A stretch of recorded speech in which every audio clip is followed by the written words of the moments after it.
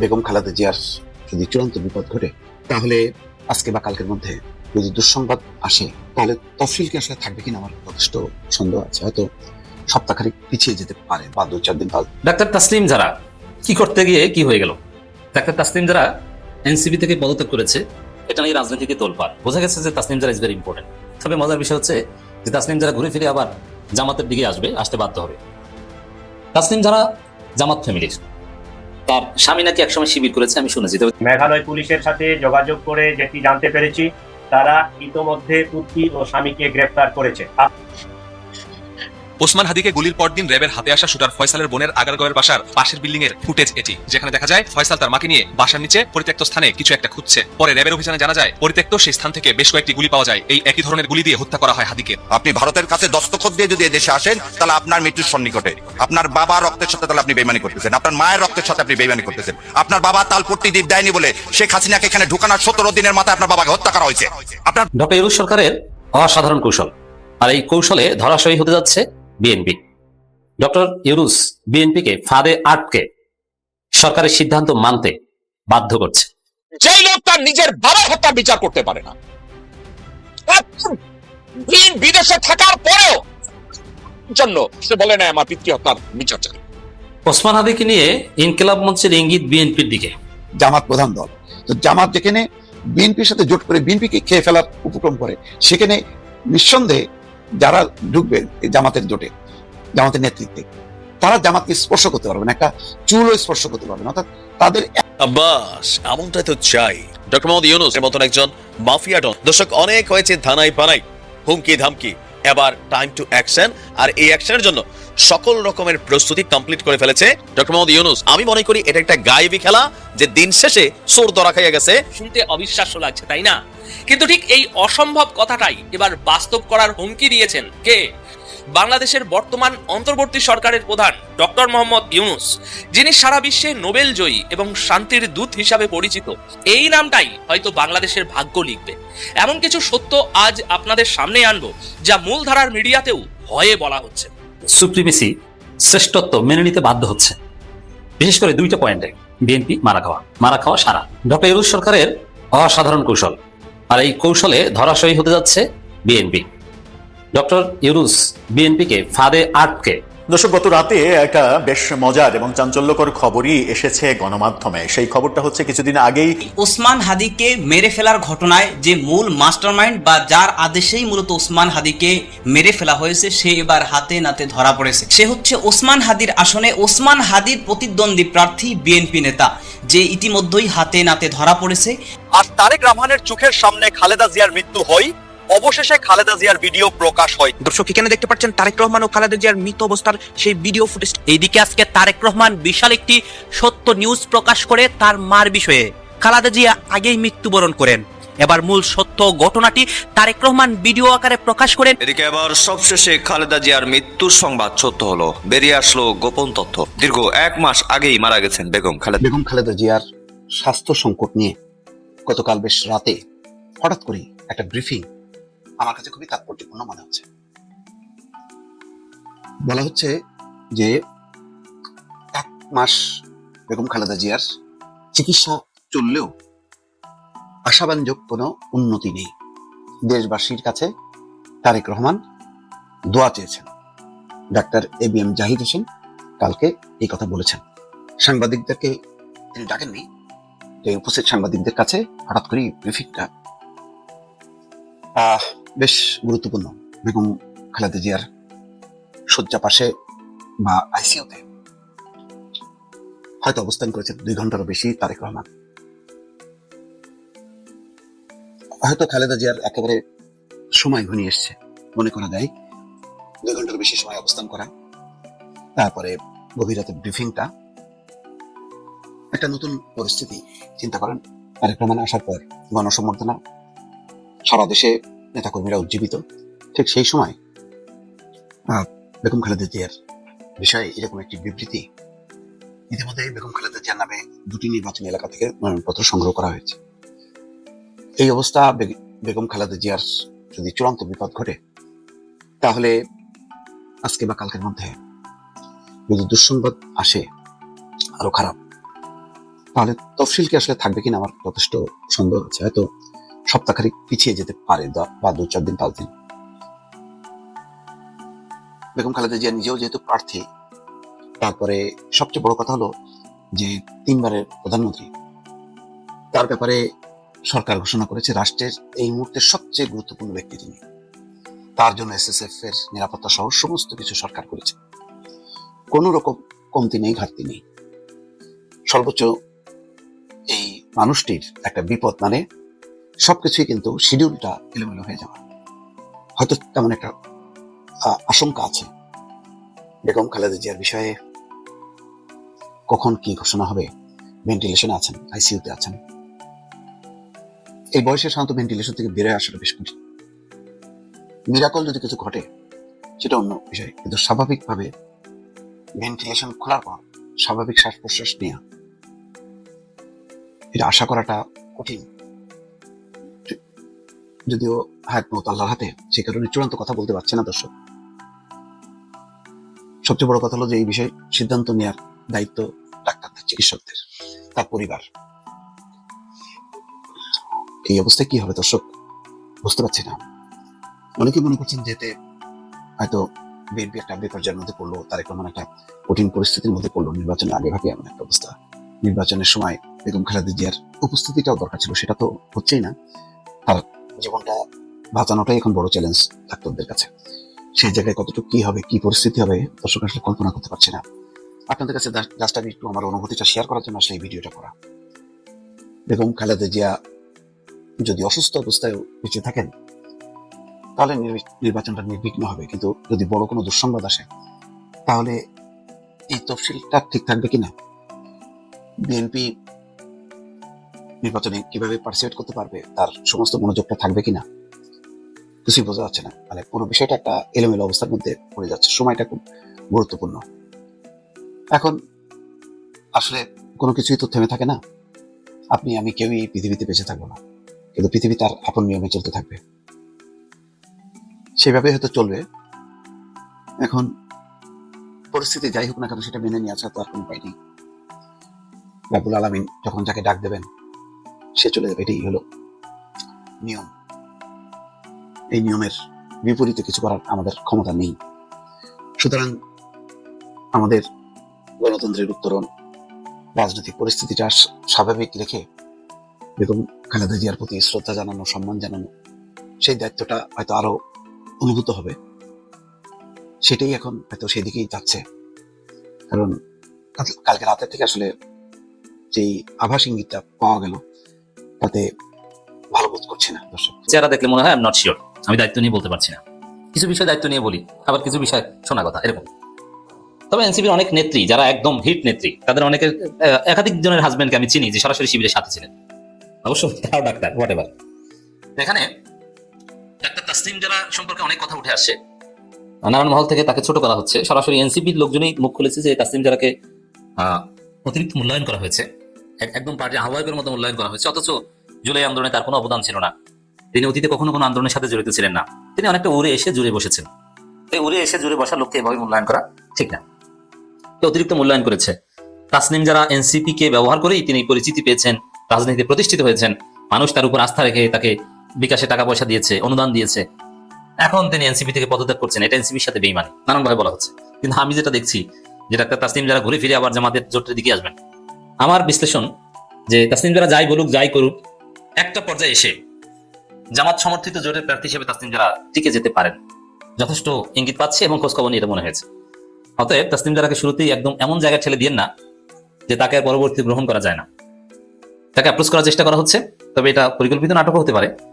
দেখেন তাসনিম যারা পদত্যাগ পুরো রাজনীতিতে মিডিয়ায় তোলপাড় সৃষ্টি হয়েছে, একটা নাড়াচাড়া শুরু হয়েছে। এর মানে তাসনিম যারা আলাদা একটা অবস্থান তৈরি হয়েছে এই পদত্যাগের মধ্য দিয়ে। এখন এরপরে শেষ পর্যন্ত ঘুরে ফিরে যদি আবার জামাত জোটে আসেন, তিনি এনসিপি নেত্রী হিসেবে হোক আর যেভাবে হোক না কেন জামাত সমর্থিত প্রার্থী হন, তাহলে এটা জামাতের জন্য ব্লেজিং। কিভাবে দেখেন, পদত্যাগ করে জামাতের বিরোধিতা করে শেষ পর্যন্ত জামাত ছাড়া কোনো উপায় নাই, জামাতের দিকে আসে। জুলাই বাঁচাতে হলে, সংস্কার বাঁচাতে হলে জামাতের কোনো বিকল্প নাই। চান্দাবাজ থেকে দেশে বাঁচাতে হলে, লন্ডন থেকে দেশকে বাঁচাতে হলে জামাত ছাড়া কোনো উপায় নেই। যেমন কিছু কিছু ন্যারেটিভ আপনারা দেখছেন যেমন সারা জীবন যারা জামাতের বিরোধিতা করেছে এখন তারা ভুল বুঝতে পেরে জামাতের দিকে আসছে, জামাতই ভালো। রাজনীতি কিন্তু এরকম একটা ট্রেন্ড চলছে। যেমন জামাতের কট্টর সমালোচক মেজর অবসর আখতারুজ্জামান রঞ্জন, সাবেক বিএনপি এমপি, তিনি জামাতে এসেছেন। কট্টর জামাত বিরোধীর এক পর্যায়ে জামাতে আসেন। এটা আরো একজন কিশোরগঞ্জের মুক্তিযোদ্ধার ক্ষেত্রে দেখেছি। ব্যারিস্টার শাহজাহান ওমর জামাতের নামও নিতে পারতেন না, তিনি জামাতে যোগ দেওয়ার জন্য পাগল, যদিও জেলে আছে। অদূর ভবিষ্যতে তিনি সুস্থ থাকলে তিনি তার অপরাধের প্রায়শ্চিত্ত করে যদি আসতে পারেন, জামাত তাকে গ্রহণ করলেও করতে পারে। কিন্তু যখন তিনি জামাতে যোগ দেওয়ার আগ্রহ প্রকাশ করেছেন, জামাত তখন জামাতের জন্য গ্রহণ করা সম্ভব ছিল না। আওয়ামী লীগ একটা পর্যায়ে, আমরা চাই যে আওয়ামী লীগ বাংলাদেশের রাজনীতি আসবে না, কিন্তু একটা পর্যায়ে আওয়ামী লীগের লোকজনকে একটা ট্রুথ অ্যান্ড রিকনসিলিয়েশন কমিশনের মাধ্যমে যেভাবে হোক না কেন তাদেরকে সোসাইটিতে অ্যাকোমোডেট করতে হবে। যারা সুনির্দিষ্ট অপরাধী তাদের বিচার হবে, কিন্তু এর বাইরে যারা তাদেরকে অ্যাকোমোডেট করতে হবে, এছাড়া কোনো উপায় নেই। এই জায়গায় এই ব্যারিস্টার শাহজাহান ওমর বা আওয়ামী লীগের অনেক নেতারা বা ইয়াং নেতারা এরা জামাতে যাবে, কেউ বিএনপি যাবে। বিএনপি তো অলরেডি গ্রহণ করছে, আওয়ামী লীগের লোকজন পদধারীরা বিএনপিতে যোগ দিচ্ছে, আর সাধারণ আওয়ামী লীগের সমর্থকরা তারা চুপচাপ জামাতকে ভোট দেওয়ার সিদ্ধান্ত নিয়েছে। এই সিনারিও চলছে। এখন সেই পদধারীদের জামাত গ্রহণ করছে না, কিন্তু সামনে এটা গ্রহণ করতে পারে। বিএনপি গ্রহণ করলে জামাত গ্রহণ করবে, আর জামাত অপরাধের প্রায়শ্চিত্তের পর গ্রহণ করবে, তার আগে না। এরকম অনেক বিষয় আছে। সেই জায়গায় তাসলিম জারার কেসটা এরকম হতে পারে যে না, জামাতের বিরোধিতা করে শেষ পর্যন্ত জামাতের বাইরে কোনো অপশন নাই। তো এতে ভোটারদের কাছে একটা বার্তা যাবে যে জামাতকে আপনার অনেক কারণে ভালো লাগে না, আপত্তি আছে। তাসলিম জারারও ছিল। এই জেনজি নারী, জেনজি কিশোরী, এরা জামাতকে অনেক কারণে হয়তো দেখতে পারে না, যদিও সাদিক কায়েমদের কারণে বিশ্ববিদ্যালয় ছাত্র সংসদে জেতার পরে তরুণীদের একটা আগ্রহ, আকর্ষণ, এমনকি প্রো ইসলাম তরুণীদেরও একটা আগ্রহ তৈরি হয়েছে জামাতের প্রতি। তো সেই জায়গায় তাসলিম জারারা বাকি কাজটা করে দিতে পারবেন কিভাবে?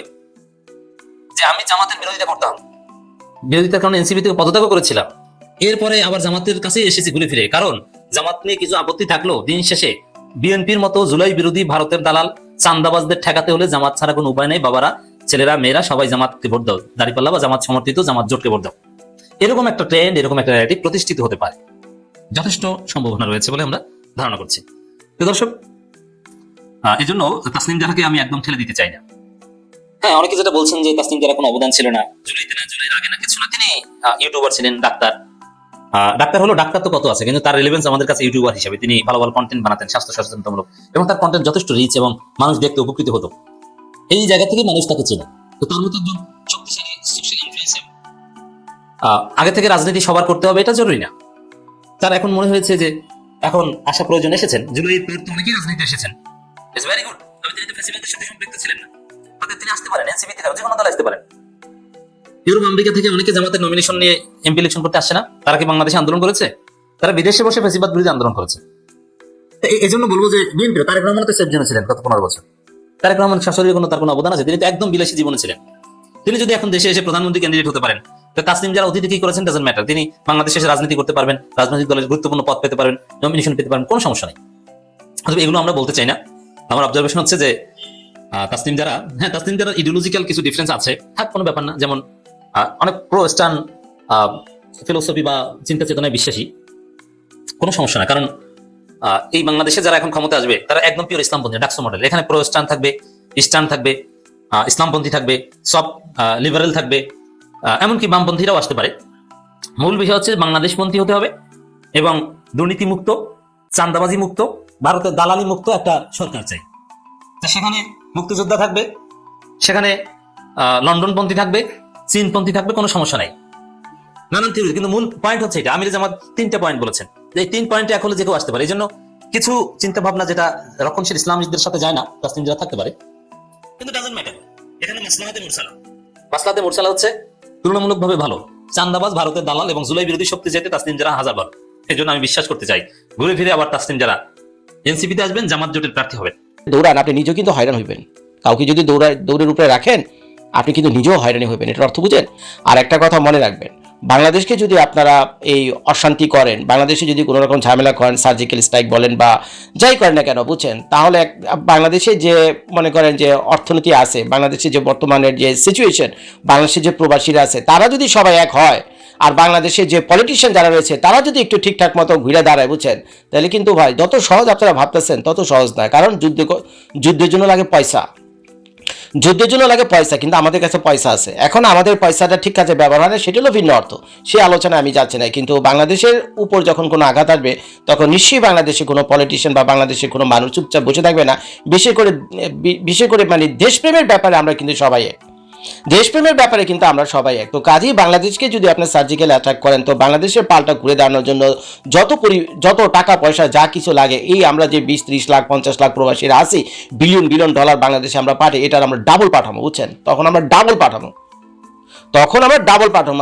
আপনি কারে কি বলেন, কারে কি বলেন? এমনি আমরা কিছু বলি না দেখে চুপচাপ থাকি। আমাদের পলিটিশিয়ানরা আমাদের নানা রকম ঝামেলার ভিতরে ফেলে রাখছে, বুঝছেন, দুর্নীতি করে। এই জন্য আমরা চুপচাপ থেকে কোনো তর্ক বিতর্ক আপনাদের সাথে করি না।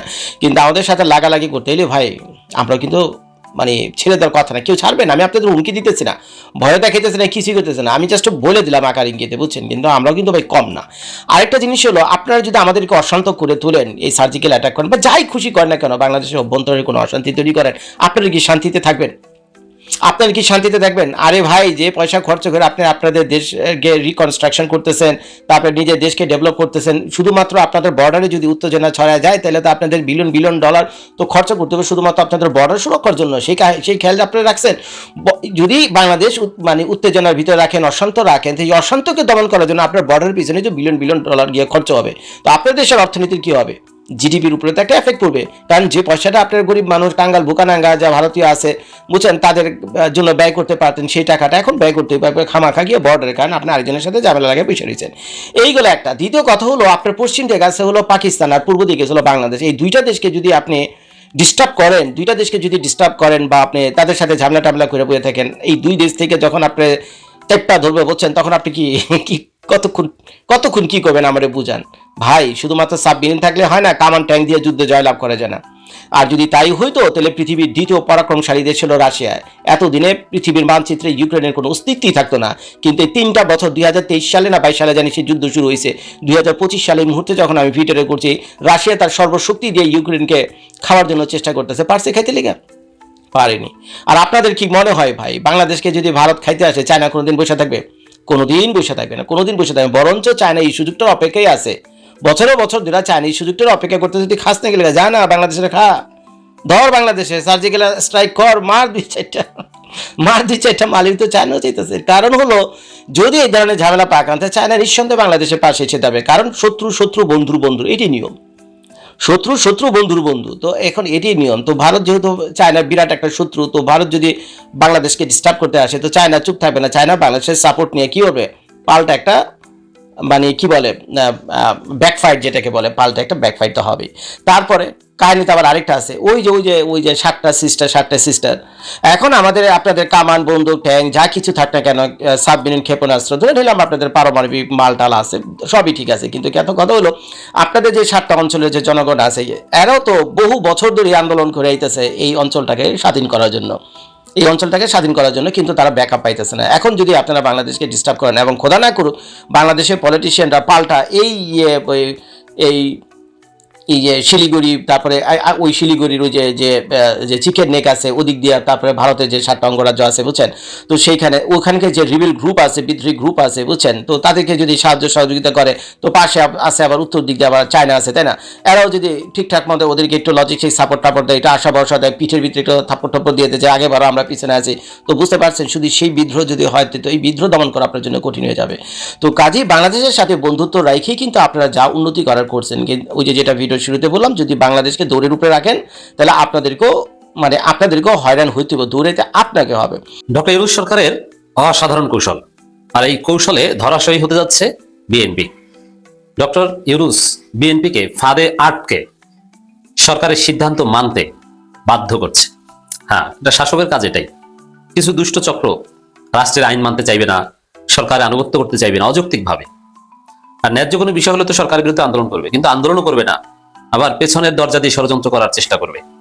তখন একটা আইডিয়াল গভর্নমেন্টের কাজ হচ্ছে তাদেরকে সিস্টেমে ম্যানেজ করা, সিদ্ধান্ত মানতে বাধ্য করা।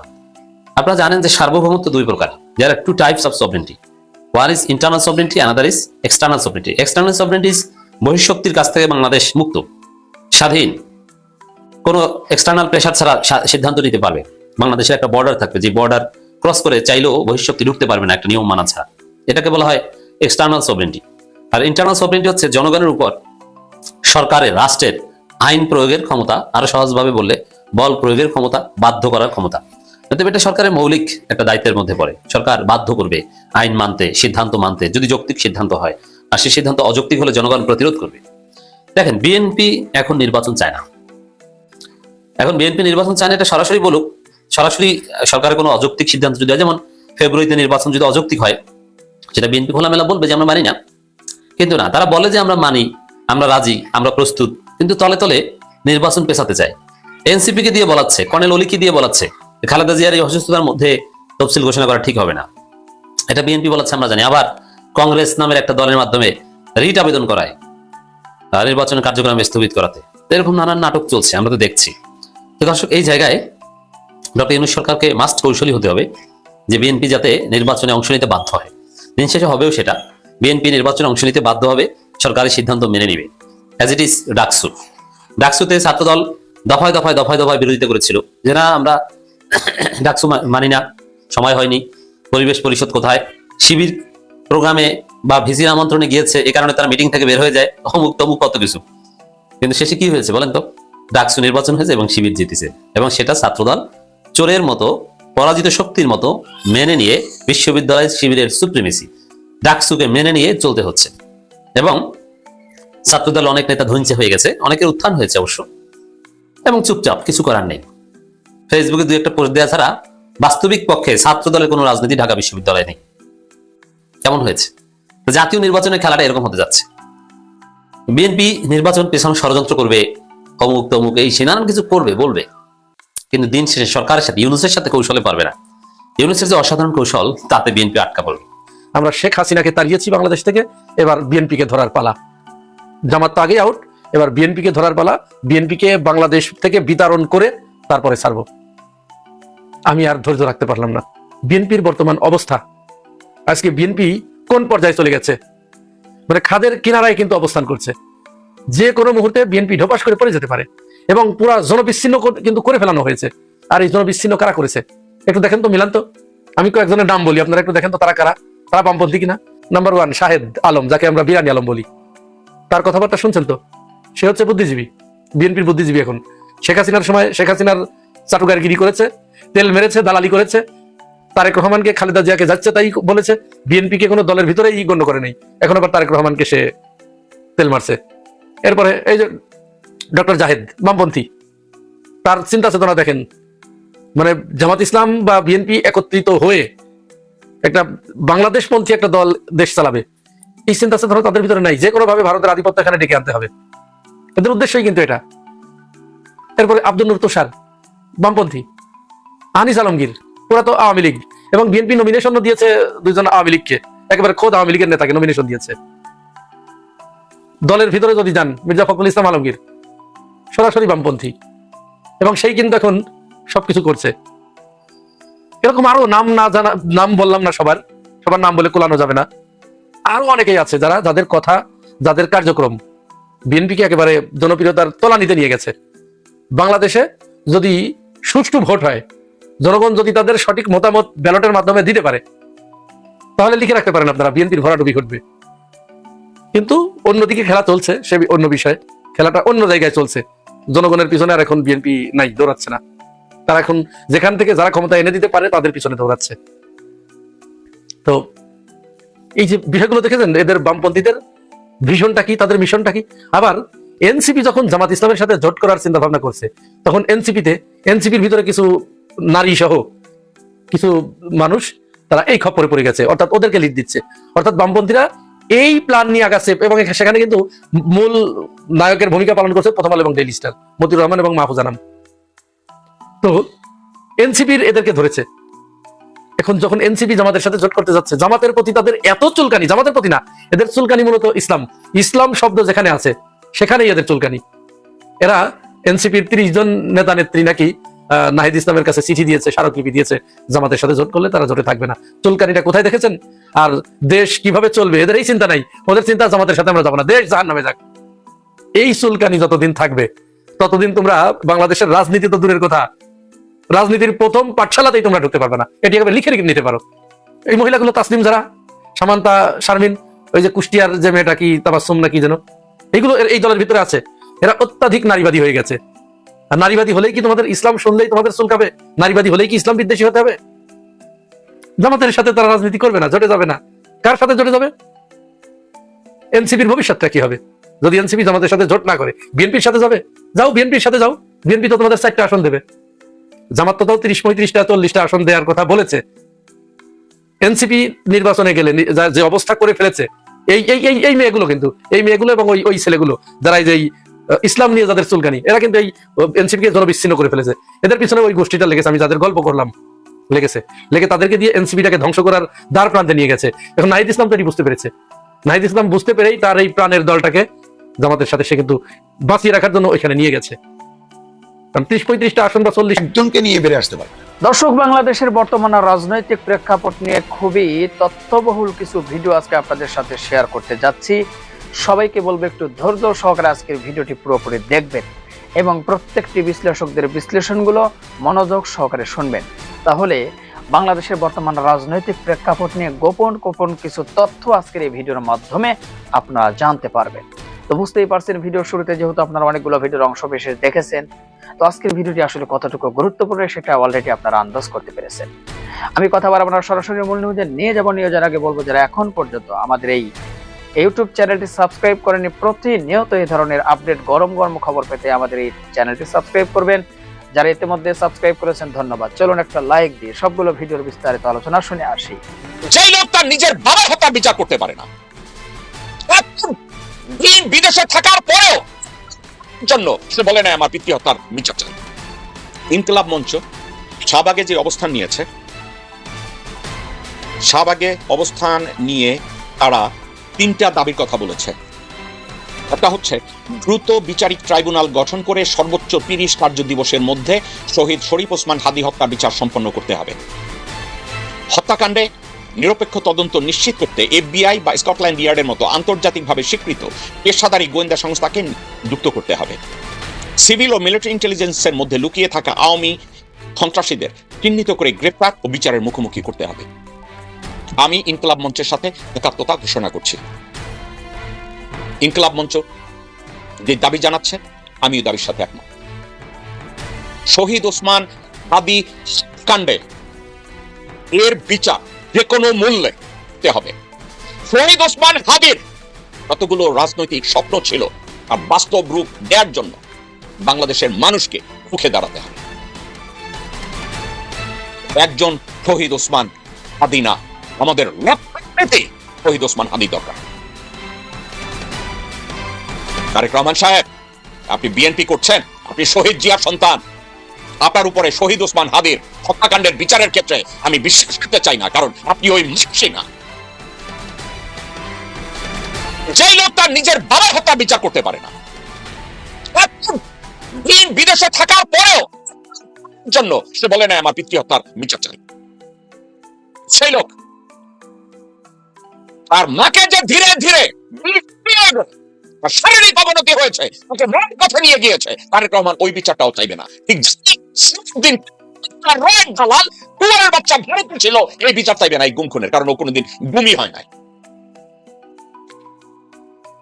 দর্শক শ্রোতা, আমি ওপেন আপনাদেরকে বলছি, কয়েকজন মনোনয়নপ্রাপ্ত ব্যক্তিকে সাথে বাংলাদেশে নির্বাচিত হতে দেয়া যাবে না। গোরখদক আব্বাস, সালাউদ্দিন, আমির খসরু মাহমুদ এবং তার ছেলে মির্জা ফাক, আব্দুল আওয়াল মিন্টু, আমানুল্লাহ আমান, এদের এলাকায় ভালো কোনো মানুষকে বেছে নেন, যোগ্য কোনো মানুষকে বেছে নেন। যেই মুহূর্তে আপনারা এই লোকগুলোকে ভোট দিবেন, বাংলাদেশের অস্তিত্বকে আপনারা নষ্ট করবেন। যেই মুহূর্তে বাচ্চাদের আপনারা ভোট দিবেন, সময় নষ্ট করে ভোট কেন্দ্রে যাবেন, বাচ্চাদেরকে আপনারা সাহায্য করবেন বাংলাদেশকে বিক্রি করার, ঠিক যেভাবে হাসিনাকে মুখ মার্কায় ভোট দিয়ে এই কাজগুলো হয়েছে। ওসমান হাদীকে নিয়ে ইনকিলাব মঞ্চের ইঙ্গিত বিএনপির দিকে। হ্যাঁ, কিছুটা হলেও